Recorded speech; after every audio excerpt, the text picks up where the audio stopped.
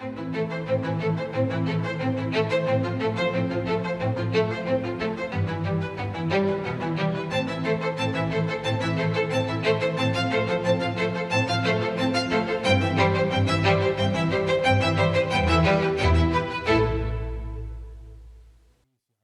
प्यारे देशवासियों, नमस्कार। मन की बात में एक बार फिर हमें जुड़ने का अवसर मिला है। आज का ये एपिसोड मुझे भावुक करने वाला है।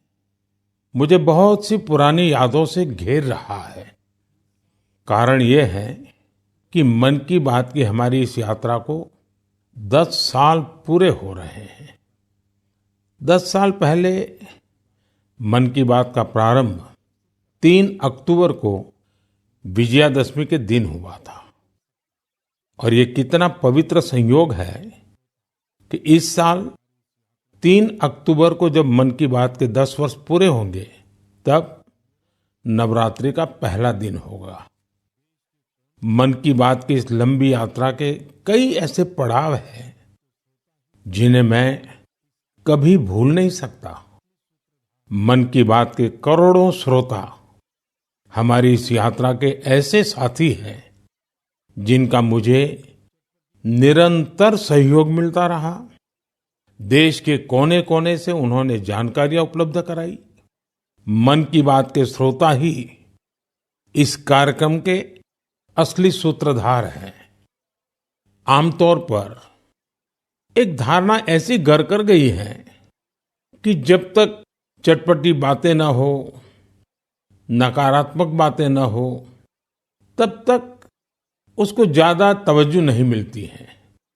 लेकिन मन की बात ने साबित किया है कि देश के लोगों में पॉजिटिव जानकारी की कितनी भूख है।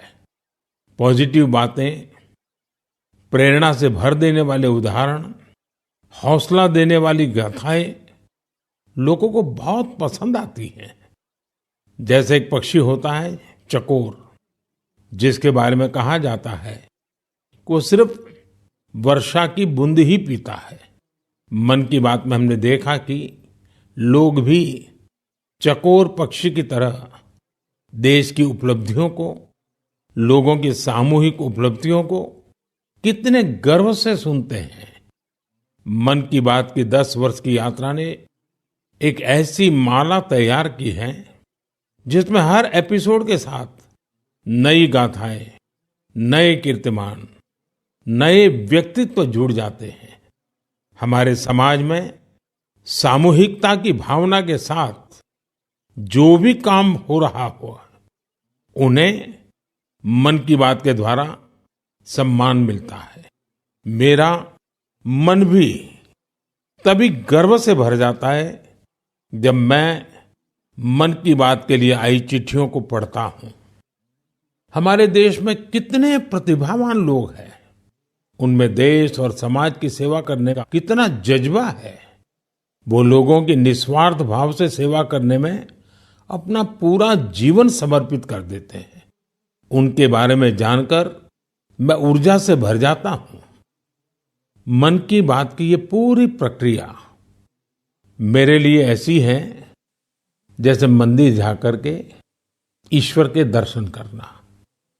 मन की बात की हर बात को, हर घटना को, हर चिट्ठी को मैं याद करता हूं, तो ऐसा लगता है कि मैं जनता जनार्दन, जो मेरे लिए ईश्वर का रूप है, मैं उनका दर्शन कर रहा हूं। साथियों, मैं आज दूरदर्शन, प्रसार भारती और ऑल इंडिया रेडियो से जुड़े सभी लोगों की भी सराहना करूंगा। उनके अथक प्रयासों से मन की बात इस महत्वपूर्ण पड़ाव तक पहुंचा है। मैं विभिन्न टीवी चैनल्स को, रीजनल टीवी चैनल्स का भी आभारी हूं, जिन्होंने लगातार इसे दिखाया है। मन की बात के द्वारा हमने जिन मुद्दों को उठाया, उन्हें लेकर कई मीडिया हाउसेस ने मुहिम भी चलाई। मैं प्रिंट मीडिया को भी धन्यवाद देता हूं कि उन्होंने इसे घर घर तक पहुंचाया। मैं उन यूट्यूबर्स को भी धन्यवाद दूंगा जिन्होंने मन की बात पर अनेक कार्यक्रम किए। इस कार्यक्रम को देश की 22 भाषाओं के साथ 12 विदेशी भाषाओं में भी सुना जा सकता है। मुझे अच्छा लगता है जब लोग ये कहते हैं कि उन्होंने मन की बात कार्यक्रम को अपनी स्थानीय भाषा में सुना। आप में से बहुत से लोगों को ये पता होगा कि मन की बात कार्यक्रम पर आधारित एक क्विज कंपटीशन भी चल रहा है, जिसमें कोई भी व्यक्ति हिस्सा ले सकता है। mygov.in पर जाकर आप इस कंपटीशन में हिस्सा ले सकते हैं और इनाम भी जीत सकते हैं। आज इस महत्वपूर्ण पड़ाव पर मैं एक बार फिर आप सबसे आशीर्वाद मांगता हूं। पवित्र मन और पूर्ण समर्पण भाव से मैं इसी तरह भारत के लोगों की महानता के गीत गाता रहूं। देश की सामूहिक शक्ति को हम सब इसी तरह सेलिब्रेट करते रहें, यही मेरी ईश्वर से प्रार्थना है, जनता जनार्दन से प्रार्थना है। मेरे प्यारे देशवासियों, पिछले कुछ सप्ताह से देश के अलग अलग हिस्सों में जबरदस्त बारिश हो रही है। बारिश का ये मौसम हमें याद दिलाता है कि जल संरक्षण कितना जरूरी है, पानी बचाना कितना जरूरी है।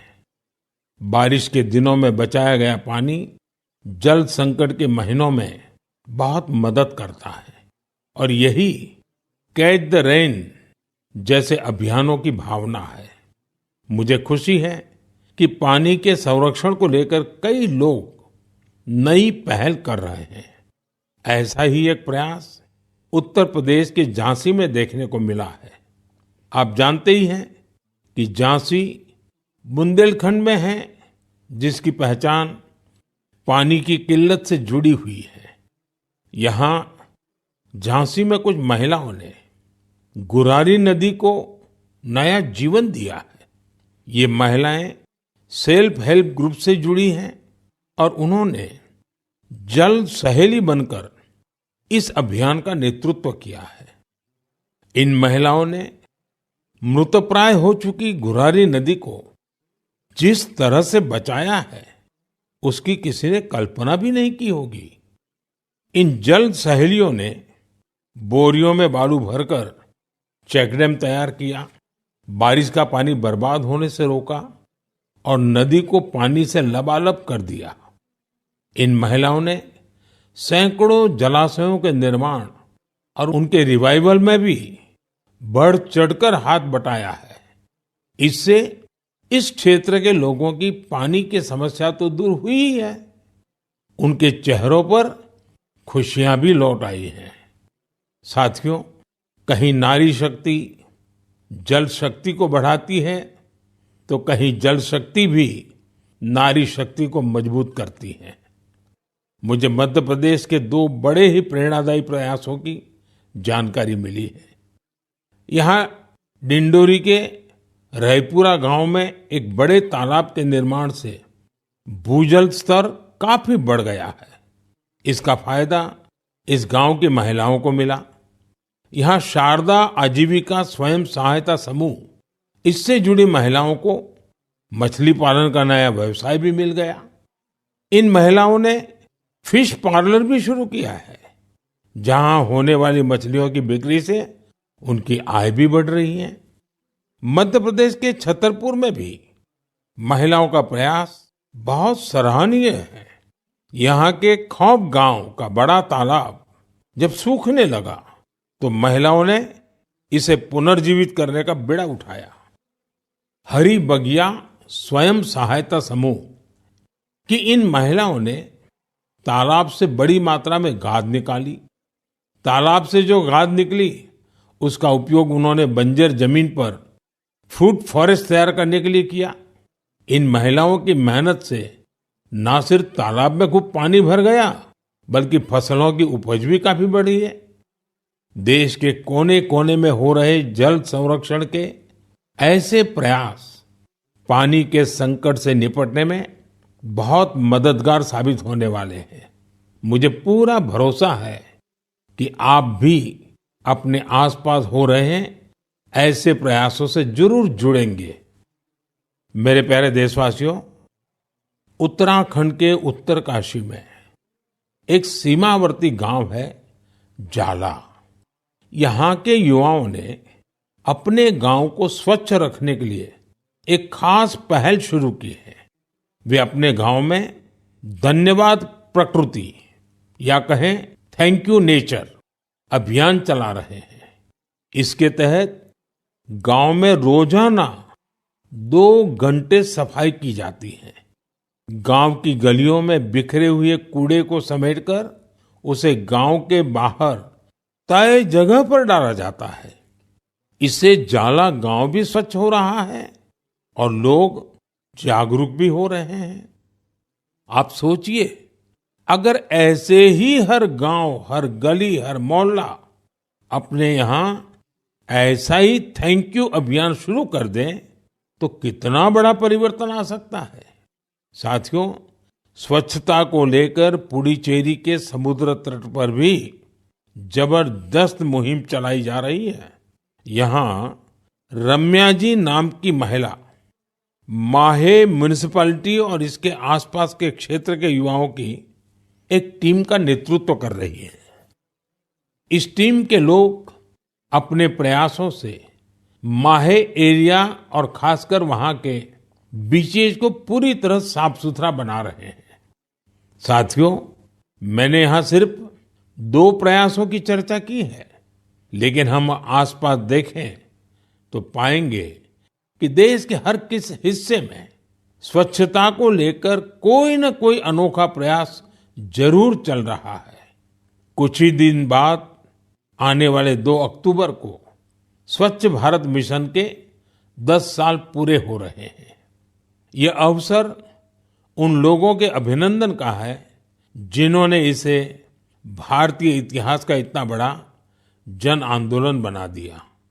ये महात्मा गांधी जी को भी सच्ची श्रद्धांजलि है, जो जीवन पर्यंत इस उद्देश्य के लिए समर्पित रहे। साथियों, आज ये स्वच्छ भारत मिशन की ही सफलता है कि वेस्ट टू वेल्थ का मंत्र लोगों में लोकप्रिय हो रहा है। लोग रिड्यूस, रीयूज और रिसाइकल पर बात करने लगे हैं, उसके उदाहरण देने लगे हैं। अब जैसे मुझे केरला में कोझिकोड में एक शानदार प्रयास के बारे में पता चला। यहाँ 74 ईयर के सुब्रमण्यम जी 23,000 से अधिक कुर्सियों की मरम्मत करके उन्हें दोबारा काम लायक बना चुके हैं। लोग तो उन्हें रिड्यूस, रीयूज और रिसाइकल यानी RRR चैंपियन भी कहते हैं। उनके इन अनूठे प्रयासों को कोझिकोड सिविल स्टेशन, PWD और LIC के दफ्तरों में देखा जा सकता है। साथियों, स्वच्छता को लेकर जारी अभियान से हमें ज्यादा से ज्यादा लोगों को जोड़ना है और ये अभियान किसी एक दिन का, एक साल का नहीं होता है। ये युगों युगों तक निरंतर करने वाला काम है। ये जब तक हमारा स्वभाव बन जाए स्वच्छता, तब तक करने का काम है। मेरा आप सबसे आग्रह है कि आप भी अपने परिवार, दोस्तों, पड़ोसियों या सहकर्मियों के साथ मिलकर स्वच्छता अभियान में हिस्सा जरूर लें। मैं एक बार फिर स्वच्छ भारत मिशन की सफलता पर आप सभी को बधाई देता हूं। मेरे प्यारे देशवासियों, हम सभी को अपनी विरासत पर बहुत गर्व है और मैं तो हमेशा कहता हूं, विकास भी विरासत भी। यही वजह है कि मुझे हाल की अपनी अमेरिका यात्रा के एक खास पहलू को लेकर बहुत सारे संदेश मिल रहे हैं। एक बार फिर हमारी प्राचीन कलाकृतियों की वापसी को लेकर बहुत चर्चा हो रही है। मैं इसे लेकर आप सबकी भावनाओं को समझ सकता हूं और मन की बात के श्रोताओं को भी इस बारे में बताना चाहता हूं। साथियों, अमेरिका की मेरी यात्रा के दौरान अमेरिकी सरकार ने भारत को करीब 300 प्राचीन कलाकृतियों को वापस लौटाया है। अमेरिका के राष्ट्रपति बाइडेन ने पूरा अपनापन दिखाते हुए डेलावेयर के अपने निजी आवास में इनमें से कुछ कलाकृतियों को मुझे दिखाया। लौटाई गई कलाकृतियां टेराकोटा, स्टोन, हाथी के दांत, लकड़ी, तांबा और कांसे जैसी चीजों से बनी हुई है। इनमें से कई तो 4000 साल पुरानी है। 4000 साल पुरानी कलाकृतियों से लेकर 19वीं सदी तक की कलाकृतियों को अमेरिका ने वापस किया है। इनमें फूलदान, देवी देवताओं की टेराकोटा पट्टिकाएं, जैन तीर्थंकरों की प्रतिमाओं के अलावा भगवान बुद्ध और भगवान श्री कृष्ण की मूर्तियां भी शामिल है। लौटाई गई चीजों में पशुओं की कई आकृतियां भी हैं। पुरुष और महिलाओं की आकृतियों वाली जम्मू कश्मीर की टेराकोटा टाइल्स तो बेहद ही दिलचस्प है। इनमें कांसे से बनी भगवान श्री गणेश जी की प्रतिमाएं भी हैं, जो दक्षिण भारत की हैं। वापस की गई चीजों में बड़ी संख्या में भगवान विष्णु की तस्वीरें भी हैं। ये मुख्य रूप से उत्तर और दक्षिण भारत से जुड़ी हैं। इन कलाकृतियों को देखकर पता चलता है कि हमारे पूर्वज बारीकियों का कितना ध्यान रखते थे। कला को लेकर उनमें गजब की सूझबूझ थी। इनमें से बहुत सी कलाकृतियों को तस्करी और दूसरे अवैध तरीकों से देश के बाहर ले जाया गया था। यह गंभीर अपराध है। एक तरह से यह अपनी विरासत को खत्म करना जैसा है। लेकिन मुझे इस बात की बहुत खुशी है कि पिछले एक दशक में ऐसी कई कलाकृतियां और हमारी बहुत सारी प्राचीन धरोहरों की घर वापसी हुई है। इस दिशा में आज भारत कई देशों के साथ मिलकर काम भी कर रहा है। मुझे विश्वास है जब हम अपनी विरासत पर गर्व करते हैं तो दुनिया भी उसका सम्मान करती है। और उसी का नतीजा है कि आज विश्व के कई देश हमारे यहाँ से गई हुई ऐसी कलाकृतियों को हमें वापस दे रहे हैं। मेरे प्यारे साथियों, अगर मैं पूछूं कि कोई बच्चा कौन सी भाषा सबसे आसानी से और जल्दी सीखता है, तो आपका जवाब होगा मातृभाषा। हमारे देश में लगभग 20,000 भाषाएं और बोलियां हैं और ये सब की सब किसी न किसी की तो मातृभाषा है ही है। कुछ भाषाएं ऐसी हैं जिनका उपयोग करने वालों की संख्या बहुत कम है। लेकिन आपको ये जानकर खुशी होगी कि उन भाषाओं को संरक्षित करने के लिए आज अनोखे प्रयास हो रहे हैं। ऐसी ही एक भाषा है हमारी संथाली भाषा। संथाली को डिजिटल इनोवेशन की मदद से नई पहचान देने का अभियान शुरू किया गया है। संथाली हमारे देश के कई राज्यों में रह रहे संथाल जनजातीय समुदाय के लोग बोलते हैं। भारत के अलावा बांग्लादेश, नेपाल और भूटान में भी संथाली बोलने वाले आदिवासी समुदाय मौजूद है। संथाली भाषा की ऑनलाइन पहचान तैयार करने के लिए ओडिशा के मयूरभंज में रहने वाले श्रीमान रामजी टूडू एक अभियान चला रहे हैं। रामजीत जी ने एक ऐसा डिजिटल प्लेटफॉर्म तैयार किया है जहां संथाली भाषा से जुड़े साहित्य को पढ़ा जा सकता है और संथाली भाषा में लिखा जा सकता है। दरअसल कुछ साल पहले जब रामजीत जी ने मोबाइल फोन का इस्तेमाल शुरू किया तो इस बात से दुखी हुए कि वो अपनी मातृभाषा में संदेश नहीं दे सकते। इसके बाद वो संथाली भाषा की लिपि ओल्ड चिकी को टाइप करने की संभावनाएं तलाश करने लगे। अपने कुछ साथियों की मदद से उन्होंने ओल्ड चिकी में टाइप करने की तकनीक विकसित कर ली। आज उनके प्रयासों से संथाली भाषा में लिखे लेख लाखों लोगों तक पहुंच रहे हैं। साथियों, जब हमारे दृढ़ संकल्प के साथ सामूहिक भागीदारी का संगम होता है, तो पूरे समाज के लिए अद्भुत नतीजे सामने आते हैं। इसका सबसे ताजा उदाहरण है एक पेड़ मां के नाम। ये अभियान अद्भुत अभियान रहा। जन भागीदारी का ऐसा उदाहरण वाकई बहुत प्रेरित करने वाला है।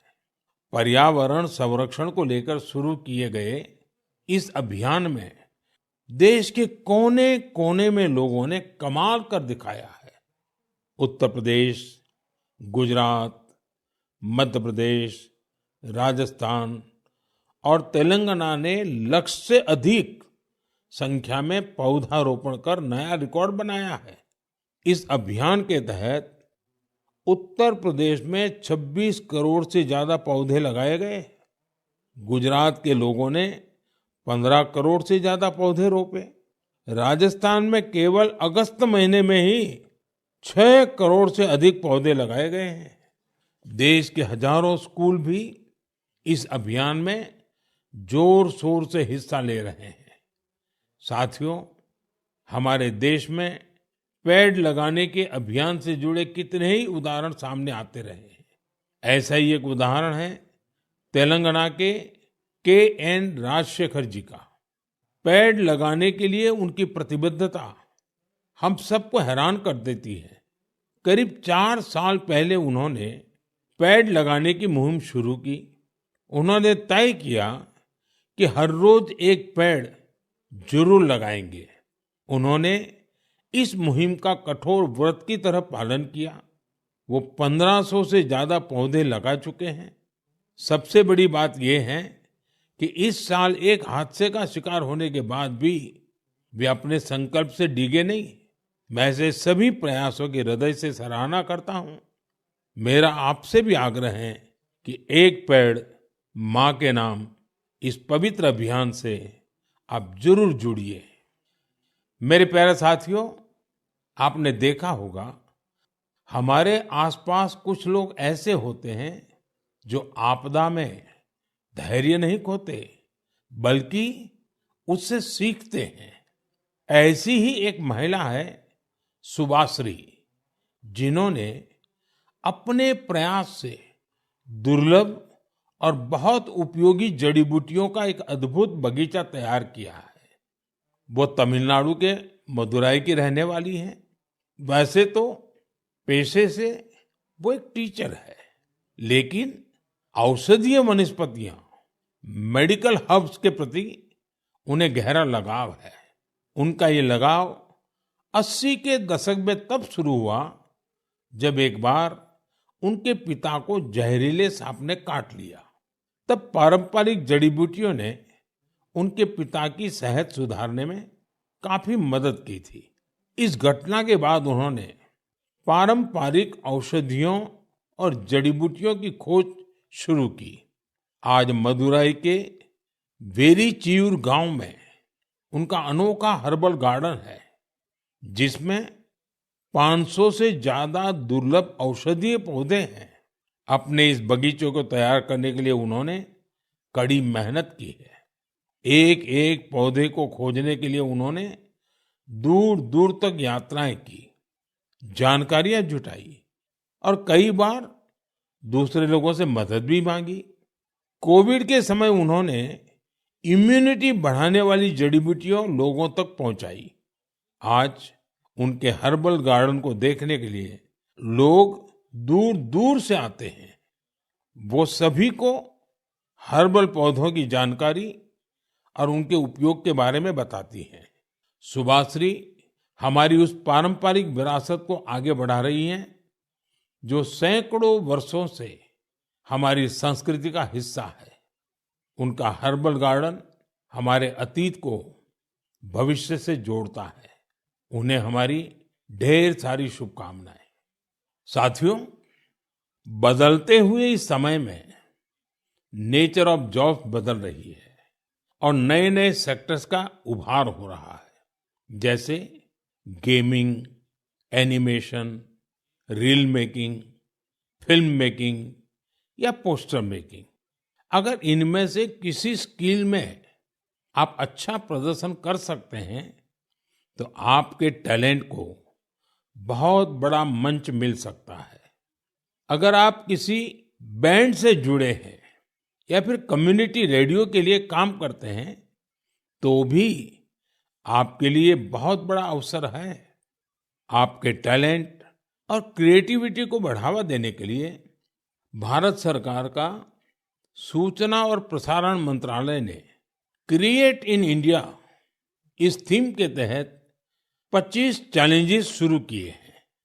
ये चैलेंजेस आपको जरूर दिलचस्प लगेंगे। कुछ चैलेंजेस तो म्यूजिक, एजुकेशन और यहाँ तक कि एंटी पायरेसी पर भी फोकस्ड है। इस आयोजन में कई सारे प्रोफेशनल ऑर्गेनाइजेशन भी शामिल हैं जो इन चैलेंजेस को अपना पूरा सपोर्ट दे रहे हैं। इनमें शामिल होने के लिए आप wavesindia.org पर लॉगिन कर सकते हैं। देश भर के क्रिएटर से मेरा विशेष आग्रह है कि वे इसमें जरूर हिस्सा लें और अपनी क्रिएटिविटी को सामने लाएं। मेरे प्यारे देशवासियों, इस महीने एक और महत्वपूर्ण अभियान के 10 साल पूरे हुए हैं। इस अभियान की सफलता में देश के बड़े उद्योगों से लेकर छोटे दुकानदारों तक का योगदान शामिल है। मैं बात कर रहा हूं मेक इन इंडिया की। आज मुझे ये देखकर बहुत खुशी मिलती है कि गरीब, मध्यम वर्ग और एमएसएमईज को इस अभियान से बहुत फायदा मिल रहा है। इस अभियान ने हर वर्ग के लोगों को अपना टैलेंट सामने लाने का अवसर दिया है। आज भारत मैन्युफैक्चरिंग का पावर हाउस बना है और देश की युवा शक्ति की वजह से दुनिया भर की नजरें हम पर है। ऑटोमोबाइल्स हो, टेक्सटाइल्स हो, एविएशन हो, इलेक्ट्रॉनिक्स हो या फिर डिफेंस, हर सेक्टर में देश का एक्सपोर्ट लगातार बढ़ रहा है। देश में एफडीआई का लगातार बढ़ना भी हमारे मेक इन इंडिया की सफलता की गाथा कह रहा है। अब हम मुख्य रूप से 2 चीजों पर फोकस कर रहे हैं। पहली है क्वालिटी, यानी हमारे देश में बनी चीजें ग्लोबल स्टैंडर्ड की हों। दूसरी है वोकल फॉर लोकल, यानी स्थानीय चीजों को ज्यादा से ज्यादा बढ़ावा मिले। मन की बात में हमने hashtag my product my pride की भी चर्चा की है। लोकल प्रोडक्ट को बढ़ावा देने से देश के लोगों को किस तरह से फायदा होता है, इसे एक उदाहरण से समझा जा सकता है। महाराष्ट्र के भंडारा जिले में टेक्सटाइल की एक पुरानी परंपरा है, Bhandara tussar silk handloom. Tussar silk अपने डिजाइन, रंग और मजबूती के लिए जानी जाती है। भंडारा के कुछ हिस्सों में 50 से भी अधिक सेल्फ हेल्प ग्रुप इसे संरक्षित करने का काम में जुटे हैं। इनमें महिलाओं की बहुत बड़ी भागीदारी है। यह सिल्क तेजी से लोकप्रिय हो रही है और स्थानीय समुदायों को सशक्त बना रही है। और यही तो मेक इन इंडिया की स्पिरिट है। साथियों, त्योहारों के इस मौसम में आप फिर से अपना पुराना संकल्प भी जरूर दोहराइए। कुछ भी खरीदेंगे वो मेड इन इंडिया ही होना चाहिए। कुछ भी गिफ्ट देंगे वो भी मेड इन इंडिया ही होना चाहिए। सिर्फ मिट्टी के दिए खरीदना ही वोकल फॉर लोकल नहीं है। आपको अपने क्षेत्र में बने स्थानीय उत्पादों को ज्यादा से ज्यादा प्रमोट करना चाहिए। ऐसा कोई भी प्रोडक्ट जिसे बनाने में भारत के किसी कारीगर का पसीना लगा है, जो भारत की मिट्टी में बना है, वो हमारा गर्व है। हमें इसी गौरव पर हमेशा 4 चांद लगाने हैं। साथियों, मन की बात के इस एपिसोड में मुझे आपसे जुड़कर बहुत अच्छा लगा। इस कार्यक्रम से जुड़े अपने विचार और सुझाव हमें जरूर भेजिएगा। मुझे आपके पत्रों और संदेशों की प्रतीक्षा है। कुछ ही दिन बाद त्योहारों का सीजन शुरू होने वाला है। नवरात्र से इसकी शुरुआत होगी और फिर अगले 2 महीने तक पूजा पाठ, व्रत, त्योहार, उमंग उल्लास, चारों तरफ यही वातावरण छाया रहेगा। मैं आने वाले त्योहारों की आप सबको बहुत बहुत बधाई देता हूँ। आप सभी अपने परिवार और अपने प्रियजनों के साथ त्योहार का खूब आनंद लें और दूसरों को भी अपने आनंद में शामिल करें। अगले महीने मन की बात कुछ और नए विषयों के साथ आपसे जुड़ेंगे।